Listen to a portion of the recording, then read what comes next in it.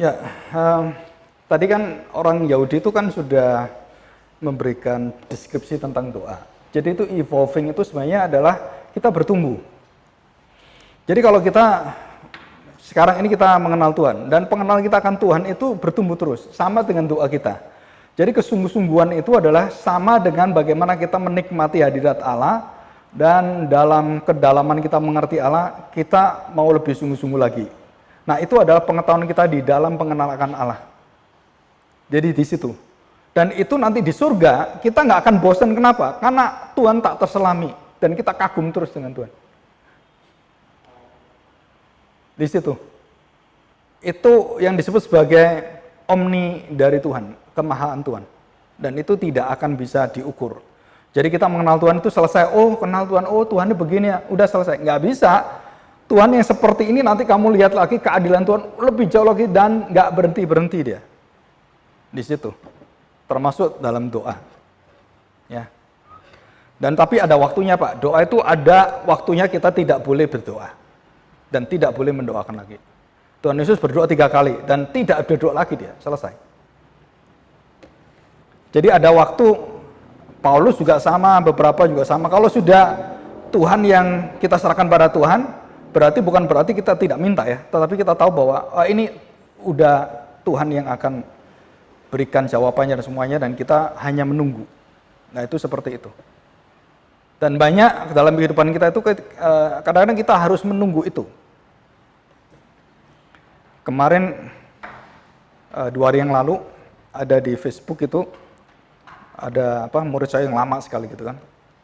Dia cerita, "Pak, saya baru tahu bahwa Tuhan itu yang berapa 17-18 tahun yang lalu, jawabannya baru sekarang saya tahu." Bayangin, Pak. Jadi dia mendoakan udah lama dan baru tahunya setelah 14 tahun, setelah semua dibukakan baru dia tahu, oh maksud Tuhan itu seperti ini.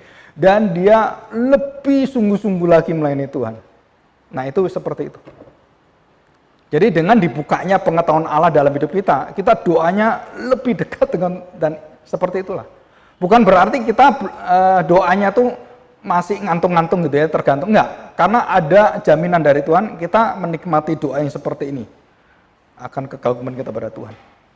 Dan semakin kita bergumul, itu Tuhan semakin bersinar menjadi terang yang luar biasa. Ya. Barusan ini kita dengar Greece, Laut Aegean, di mana Paulus pertama kali datang. Itu mengalami gempa besar 7,0 ya, dan tsunami. Dan di situ banyak orang-orang percaya sebenarnya yang dulu. Dan itu sekarang ambruk semuanya, bangunan ambruk semuanya. Dan itu wilayah Turki. Seorang tanya pada saya, "Begini Pak, kalau orang melawan Tuhan," gitu kan? Kan selalu gitu kan, dikaitkan dengan itu. Saya mengatakan, apa salahnya gempa bumi? Memang gempa bumi pilih-pilih. Oh, ini daerah Kristen gempa, bukan Kristen gempa gitu? Bukan soal itu. Nah, kita selalu berpikir salahnya itu apa? Kita cocokin dengan kondisi politik. Wah, itu belum tentu. Nanti baru taunya rahasia itu, tahu semua Tuhan yang beritahu semuanya. Apa terjadinya itu seperti tsunami di Aceh, kenapa seperti ini? Kita baru tahu apa kehendak Tuhan setelah semua lewat. Selama hampir 1200 tahun tertutup Aceh, dan sekarang terbuka. Saudara tahu di seluruh wilayah dunia Timur Tengah, kekristenan menanjak 250%. Dan ini menurut statistik yang ada. Mesir, Menteri Dalam Negerinya mengingatkan, ini kita harus berjaga-jaga, dan bagaimana caranya.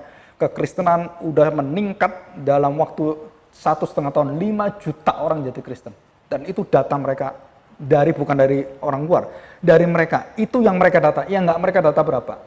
Dan sekarang di India baru berdiri gereja besar sekali. Bisa nampung 30.000 orang. Dan baru berdiri. Kok bisa berdiri? Di sisi yang lain, banyak orang Kristen yang dianiaya, dibunuh, gereja dibakar. Ya, dan kita harus tahu, kita lebih sungguh-sungguh lagi. melihat Tuhan yang berkarya. Nah di situ ya dalam doa kita. Oke, jadi jangan selalu dikait-kaitkan gitu ya, bahaya sekali. Ilmu kaitan itu bahaya, ya. Atau ilmu yang lain. Ada yang lain? Udah?